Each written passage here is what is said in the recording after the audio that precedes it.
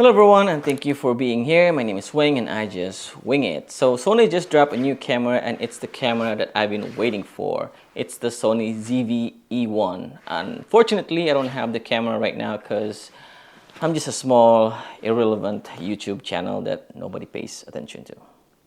Anyways, but when I saw all the reviews from other YouTubers out there, I am just really wowed by all the features and what the camera is capable of. They say Sony has marketed this camera to vloggers, but I think it can do more than just for vlogging. Let's talk.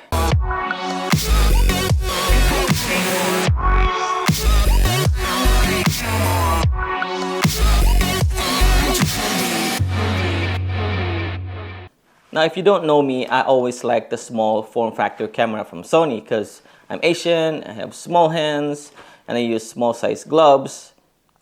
But as they say, it's not about the size, it's how you use it.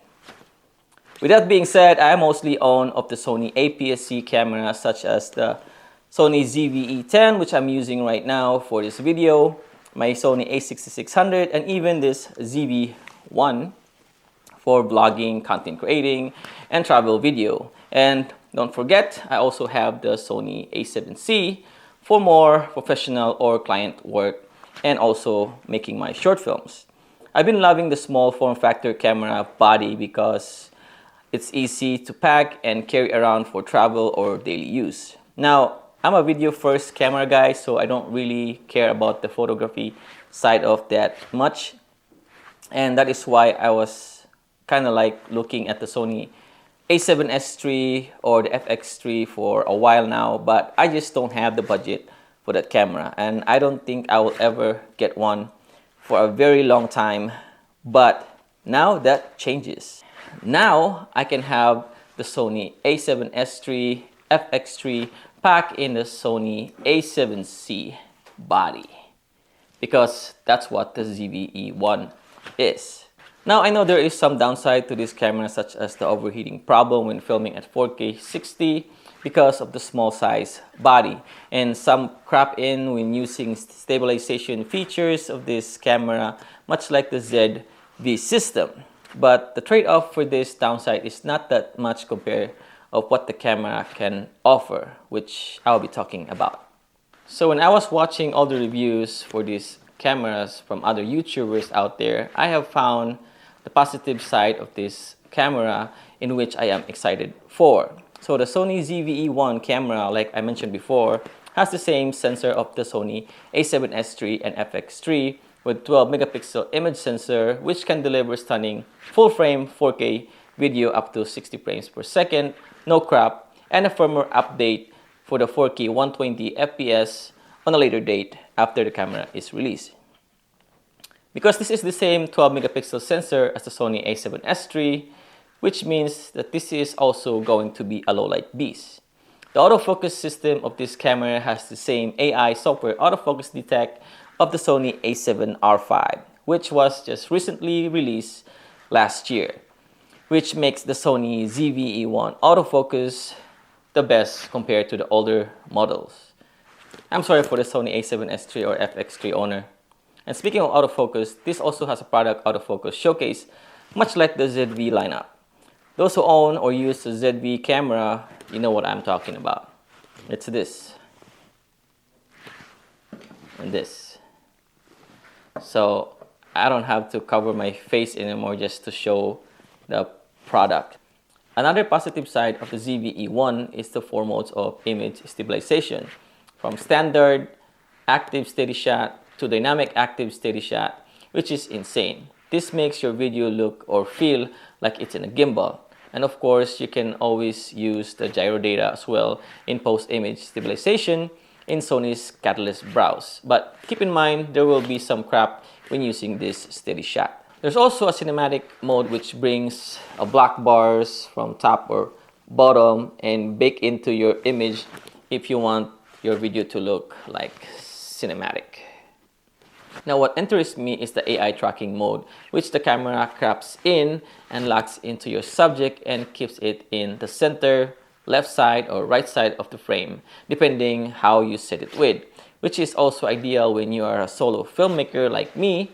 You can just set your camera in a tripod and you can just, walk around, move around, and the camera automatically tracks you and keeps you in frame.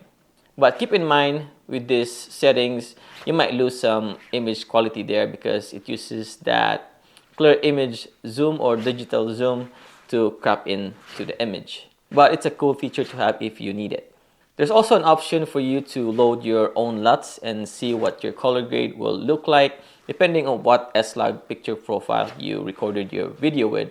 This will also help you identify if you overexpose or underexpose your image. This is something the FX3 has, which is an amazing feature to have in this camera. And finally, what I'm most happy about this camera is the small size body. Again, I always love the small form factor of the camera body, which can get me anywhere or everywhere without overloading myself with heavy gears. I mostly carry this small backpack with me daily or during travel. So I am most limited to what I can carry around. And I know there are a lot more features that this camera offers, such as the built-in microphone for vlogging, added electronic multi-interface mount, bigger batteries, flip out, rotatable LCD screen, and many more things that I'm most excited about with this new camera from Sony ZV-E1. Now, I know with all of these great features also comes with a downside or not, but these are the things I think worth mentioning if you're looking to get this camera. So because the Sony ZV-E1 has a small size body, of course, they're going to cripple some things, such as the camera doesn't have any mode dial, which is great to have when switching around with your settings. Now, it is baked into the menu settings, not a big deal. It's just gonna take some time to getting used to. Another downside of the ZV-E1 is that it only has one memory card slot. So you might want to use a monitor recorder such as the Atomos Ninja 5 or Ninja V to back up your footage if you're filming a wedding or professional work. I'm used to using the Sony A7C and it only has, one memory card slot and it never fails on me, knock on wood. And I do have the Ninja 5 or Ninja V if I needed to back up my footage anyways. Also, the ZV-E1 has no electronic viewfinder. This might upset some photographers out there, but this does not bother me at all because, like I mentioned earlier, I'm a video shooter first and I don't really find myself using the viewfinder that much. Although sometimes having a viewfinder is great to pull focus when filming on a bright sunny day, but then again, I can always use my Ninja 5 or Ninja V to monitor my framing in a bright sunny day. Now, the only downside that this camera has that might bother me is the overheating issue, especially when recording 4K 60. For this will limit me to what kind of professional work I can use this camera with. I won't be able to use this in a long wedding ceremony, long hours of streaming videos, or making a podcast video, and such situation when you need to record continuously for long hours. But any other video work that I do, this camera is amazing. So these are the negative side of the Sony ZV-E1, but all the great features and positive side of this camera outweighs all the negative side of it. So here's my overall thought about the ZV-E1. This camera might be the perfect camera for me. With a small size body of the Sony A7C that is jam-packed with all these great features such as the Sony A7S III low light capability, some FX3 features, and AI processing of the Sony A7R5, and cost less than the Sony A7 IV. I mean, this is the whole package. But that is my take. Let me know down below what you think about this camera. Are you getting one or not? Now, despite of how tempting the ZV-E1 to get, I might just hold off on getting this camera yet because according to the Sony Alpha rumors that there are two more new Sony camera that is going to be released sometime this year.